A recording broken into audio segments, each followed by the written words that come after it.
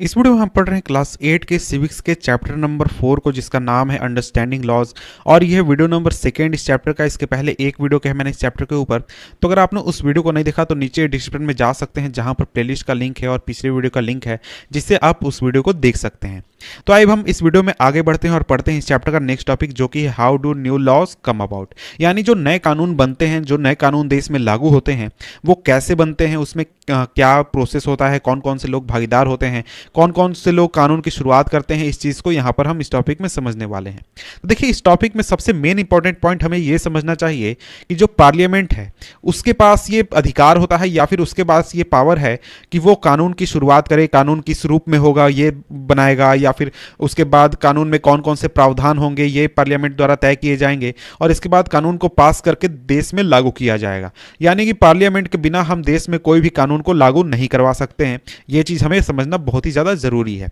लेकिन इसमें कई बार ऐसा होता है कि जो पार्लियामेंट है वो कानून की शुरुआत नहीं करता, यानी कि पार्लियामेंट जो है वो कानून को बनाने की शुरुआत नहीं करता। लोग जो है, लोगों को ज़रूरत फील होती है, या फिर उन लोगों को लगता है कि सोसाइटी में कुछ चीज़ें हैं जो कि सही नहीं है, या फिर कुछ नए कानून की ज़रूरत है। इसलिए बहुत सारे लोग जो हैं वो मिलकर आंदोलन करते हैं, या फिर बहुत सारे ग्रुप जो हैं वो आंदोलन करते हैं, या फिर बहुत सारे जो संगठन है वो आंदोलन करते हैं, और फिर जाकर पार्लियामेंट जो है उनकी बातों को सुनकर फिर कानून को तैयार करता है, कानून को बनाता है, कानून को लागू करता है। और देखिए, पार्लियामेंट का एक सबसे इंपॉर्टेंट रोल ये होना चाहिए कि जो पार्लियामेंट है वो हमेशा लोगों पर ध्यान दे कि समाज में क्या ऐसी चीज़ें हैं जो कि कमी है, या फिर समाज में किस नए कानून की ज़रूरत है, या फिर समाज में क्या ऐसा करने की ज़रूरत है ताकि जो ज़रूरतें हैं लोगों की वो पूरी हो सके, या फिर लोगों की जो परेशानियां हैं वो दूर हो सके। लेकिन इसमें हम यहाँ पर इस टॉपिक में एक एग्जाम्पल देखने वाले हैं जिसमें जो पार्लियामेंट है वो मेन हमारा हीरो नहीं है। यानी कि पार्लियामेंट ने कानून बनाने की शुरुआत नहीं की, बल्कि लोगों ने उस कानून की ज़रूरत फील की और उसके बाद उसका एक ड्राफ्ट तैयार किया, या फिर उसके लिए उस कानून को बनाने के लिए आंदोलन चलाया, तब फिर जाकर पार्लियामेंट ने उस कानून को लागू किया। तो आइए हम देख लेते हैं कि हमारा एग्जाम्पल क्या है। तो देखिए, एग्जाम्पल है हमारा डोमेस्टिक वायलेंस। डोमेस्टिक वायलेंस से रिलेटेड यहाँ पर एक कानून का हम एग्जाम्पल देखने वाले हैं। तो डोमेस्टिक वायलेंस होता क्या है? तो देखिए, डोमेस्टिक वायलेंस में आप अगर किसी भी महिला को अपने घर में या फिर अपने आस पड़ोस में किसी भी वाइफ को, बहन को, माँ को, किसी भी को फिजिकली बीट करते हैं या फिर इमोशनली आप एब्यूज करते हैं, परेशान करते हैं, तो उसमें वही आपका डोमेस्टिक वायलेंस होता है। तो यहाँ पर हम एग्जाम्पल देखने वाले हैं protection of women from domestic violence act 2005 का, कि ये किस तरीके से बना, या फिर इसमें कौन कौन से लोग भागीदार थे, या फिर पूरा प्रोसेस किस तरीके से चला।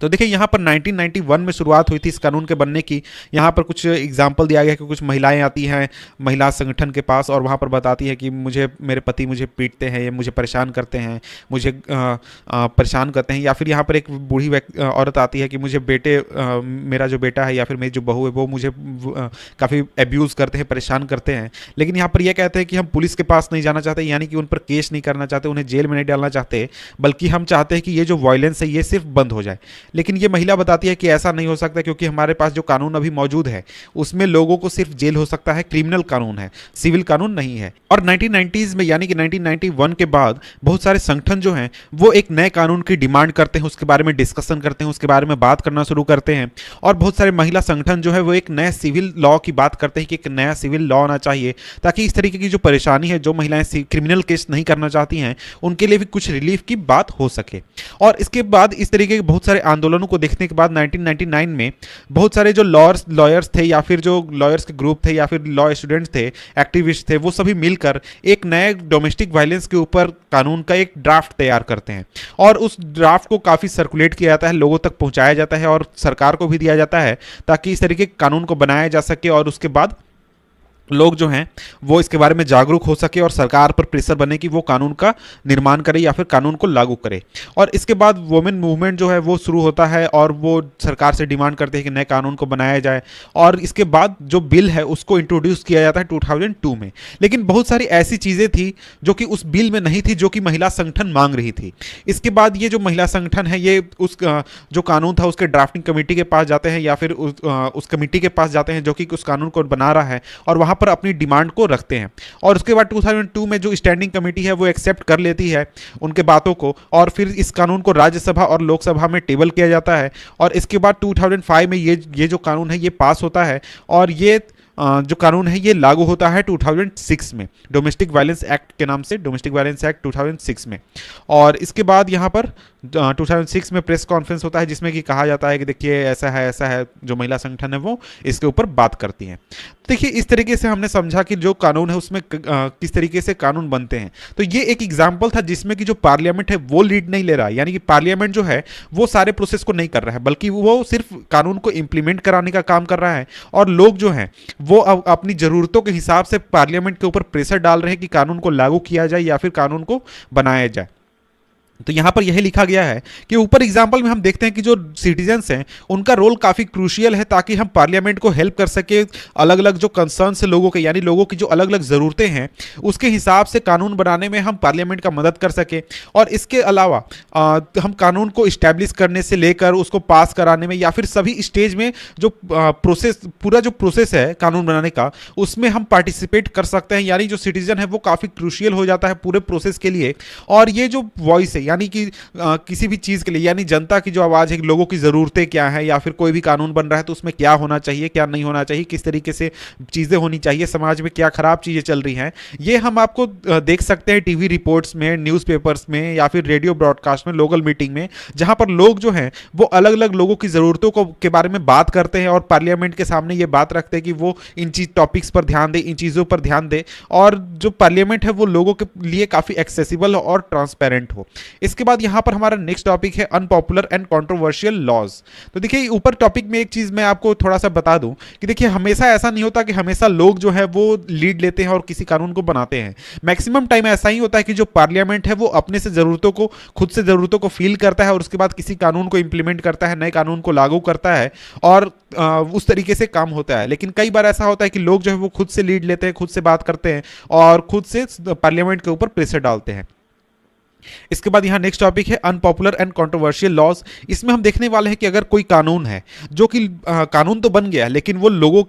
को उतना पसंद नहीं आ रहा है या फिर काफ़ी कंट्रोवर्शियल है, अब बहुत सारे लोगों का अलग अलग उस टॉपिक के ऊपर मत है कि नहीं ऐसा कानून नहीं होना चाहिए और कुछ लोग कहते हैं कि ऐसा कानून होना चाहिए। तो उस कंडीशन में क्या होगा, उस कंडीशन में क्या करना चाहिए, यहाँ पर हम देख लेते हैं। तो उसके पहले हम यहाँ पर ये जो हमारा येलो बॉक्स है इसको देख लेते हैं। इसमें यहाँ पर बात की गई है आपको एक एग्जाम्पल की, जिसमें यहाँ पर बताया गया कि हिस्ट्री में हमको बहुत सारे ऐसे एग्जाम्पल देखने को मिल जाते हैं जिसमें कि लोग हैं उन्होंने आंदोलन करके या फिर विरोध करके बहुत सारे कानूनों को हटाया है, बहुत सारे ऐसे कानूनों को हटाया है जो कि जनता के लिए सही नहीं है या फिर लोगों के लिए सही नहीं है। यहाँ पर एग्जाम्पल दिया गया है रोज़ा पार्क का, जो कि एक अफ्रीकन अमेरिकन वुमेन थी जिसने एक तरीके से अपनी सीट को देने से मना कर दिया था व्हाइट मैन को 1 दिसंबर 1955 में। इसके बाद जो आंदोलन हुए, जो बहुत सारे आंदोलन हुए अमेरिका में, उसके बाद लोगों को बराबर का अधिकार दिया गया अमेरिका में। तो इस तरीके से हम समझते हैं कि कई बार जो विरोध है, जो सही कानून नहीं है या फिर खराब कानून है, उसके खिलाफ जो विरोध है वो कई बार हमें हमारा हक दिला देता है। तो यहाँ पर आगे बढ़ते हैं। तो यहाँ पर इस टॉपिक में देखते हैं अनपॉपुलर एंड कंट्रोवर्शियल लॉज में। तो यहाँ पर देखिए कहा जा रहा है कि हम ऐसे सिचुएशन की बात कर रहे हैं जहाँ पर पार्लियामेंट जो है वो एक कानून को पास कर देता है जो कि काफ़ी अनपॉपुलर है, यानी कानून तो बना दिया गया पार्लियामेंट द्वारा लेकिन वो उतना पॉपुलर नहीं है, लोगों को पसंद नहीं आ रहा है या फिर लोगों को लग रहा है कि ये जो कानून है ये सही नहीं है या फिर उसको नहीं होना चाहिए। कई बार ऐसा होता है कि जो कॉन्स्टिट्यूशनली यानी जो संविधान द्वारा जो वैलिड कानून है या फिर लीगल कानून है वो लागू तो है लेकिन वो लोगों द्वारा एक्सेप्ट नहीं किया जा रहा है, या फिर लोग जो कह रहे हैं, लोगों का ये फीलिंग है कि वो कानून नहीं होना चाहिए या फिर वो कानून नहीं होना चाहिए या फिर उसको हटा देना चाहिए। और इसके साथ ही जो लोग हैं वो इस लॉ को क्रिटिसाइज करते हैं या फिर पब्लिक मीटिंग करते हैं, न्यूज़पेपर में लिखते हैं, टीवी न्यूज़ चैनल में बात करते हैं, तो सभी जगहों पर बात करते हैं कि इस तरीके के कानून को नहीं होना चाहिए। ऐसे बहुत सारे कानून हैं इंडिया में जिसके बारे में लोग कहते हैं कि ऐसे जैसे देशद्रोह का मुकदमा, कि बहुत सारे लोगों का ये मानना है कि जो देशद्रोह का मुकदमा है वो नहीं होना चाहिए। और इसके अलावा बहुत सारे लोगों का मानना है कि जो धारा 370 है, 370 आर्टिकल, वो नहीं होना चाहिए और 35A इस तरीके के कानून नहीं होने चाहिए। तो बहुत सारे लोग जो हैं वो अलग अलग कानूनों के बारे में मत रखते हैं कि कौन सा कानून होना चाहिए या फिर कौन सा कानून नहीं होना चाहिए। और हमारे जैसे डेमोक्रेसी में, जैसा डेमोक्रेसी हमारे देश में है, वहाँ पर लोग जो हैं वो अपने बातों को रख सकते हैं या फिर अपने बात को ये कह सकते हैं कि कोई कानून उनको पसंद है या फिर नहीं है, कोई कानून जो है वो अगर रिप्रेसिव है, अगर या फिर वो खराब कानून है, उसको हटाने के लिए पार्लियामेंट पर प्रेशर डाल सकते हैं या फिर अपनी बातों को रख सकते हैं। और यही जब संख्या बहुत बड़ी हो जाती है, यानी बहुत बड़ी संख्या में लोग जो हैं वो करने लगते हैं कि जो कानून है वो गलत है या फिर गलत कानून को पास कर दिया गया है, तो उसके बाद ये पार्लियामेंट पर प्रेशर होता है कि वो जो कानून बनाया गया है उसको वो रिमूव करे या फिर उस कानून को हटाए। इसके बाद यहाँ पर आगे एग्जाम्पल दिया गया है कि देखिए बहुत सारे जो म्युनिसिपल लॉज होते हैं, यानी बहुत सारे जो म्यूनिसपैलिटीज होते हैं वो कानून बनाते हैं कि जो उनके शहर के एरिया हैं वहाँ पर जो हॉकिंग है, यानी जो सड़क के किनारे जो स्ट्रीट वेंडर्स बैठते हैं या फिर जो लोग सामान बेचते हैं फुटपाथ पर या फिर और भी जगहों पर, वो इलीगल है, वैसा आप नहीं कर सकते। तो इस तरीके से बहुत सारे कानून हैं जो कि सही भी हो सकते हैं और गलत भी हो सकते हैं। तो इसी कानून को अगर देखें कि बहुत सारे म्यूनिसपैलिटीज़ में ये चीज़ इलीगल है कि आप वहाँ पर स्ट्रीट पर बैठकर कुछ चीज़ें नहीं बेच सकते हैं, लेकिन यहाँ पर आप दो तरीके से सोच सकते हैं। पहला तरीका तो ये है कि सोचिए कि जो पब्लिक स्पेस है वहाँ पर ये जगह होना चाहिए, खाली जगह होना चाहिए, ताकि लोग जो है वो सही तरीके से वॉक कर सके, चल सके, जो फुटपाथ बनाए गए हैं। लेकिन यहाँ पर दूसरी तरीके से हमें यह भी सोचना चाहिए कि वहाँ पर जो लोग सामान को बेचते हैं वो उनके लिए रोजी रोटी है, और इसके साथ ही वो जो सामान बेचते हैं वो चीज़ें वो काफ़ी सस्ती बेचते हैं, और इसलिए बहुत सारे लोग जो हैं वो उससे बेनिफिट होता है बहुत सारे लोगों को। इसलिए इन चीज़ों को वहाँ पर बिकना भी चाहिए, इन लोगों को वहाँ पर बेचना भी चाहिए। तो ये जो चीज़ है ये काफ़ी कंट्रोवर्शियल है। बहुत सारे लोगों का मानना है कि नहीं, वो जगह खाली होनी चाहिए क्योंकि वहाँ पर लोग जो हैं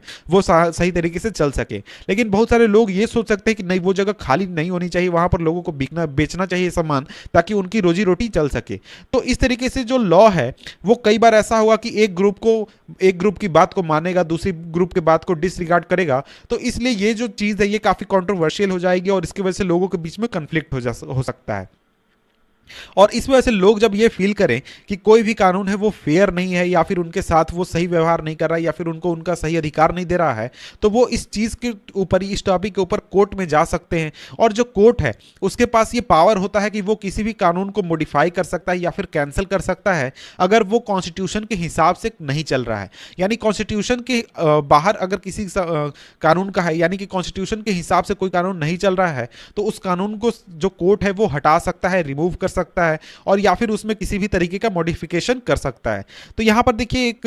आपको क्वेश्चन पूछा गया, do you remember the photo essay on the women's movement in class 7 book. यानी क्लास 7 का जो वुमेन्स मूवमेंट के ऊपर जो फोटो एसे था वो आपको याद है। तो वो जो फोटोज थे वो शो कर रहे थे कि जो अलग अलग तरीके से हैं जिसके जरिए जो सिटीजन है वो प्रोटेस्ट करते हैं या फिर कैंपेन करते हैं या फिर विरोध प्रदर्शन करते हैं। और इसके बाद ये जो फॉलोइंग पिक्चर्स दिखाए गए हैं ये आपको एक तरीके से बता रहे हैं कि जो अनजस्ट लॉज हैं उसको रिमूव करने के लिए लोग जो है वो अलग अलग तरीके से विरोध करते हैं। तो ये पिक्चर है, ये पिक्चर है, यहाँ पिक्चर है। इसके बाद आगे बढ़े तो देखिए इसके बाद यहाँ पर बताया गया है कि हमको हमेशा ये बात याद रखनी चाहिए कि जो सिटीजन्स है यानी हम लोग जो हैं, हमारी जिम्मेदारी सिर्फ चुनाव तक नहीं है कि हम चुनाव में जाकर वोट डाल दें और हमारी जिम्मेदारी खत्म हो गई, वैसा नहीं होता। लेकिन इसके बाद हमारी जिम्मेदारी बहुत ज़्यादा होती है कि हम हमेशा न्यूज़पेपर पर ध्यान दें या फिर मीडिया पर ध्यान दें और हमेशा लोगों के साथ बात करें, या फिर हम जो पार्टिसिपेशन है अलग अलग चीज़ों के टॉपिक्स के ऊपर उसमें हमेशा अपनी पार्टिसिपेशन बना कर रखें। और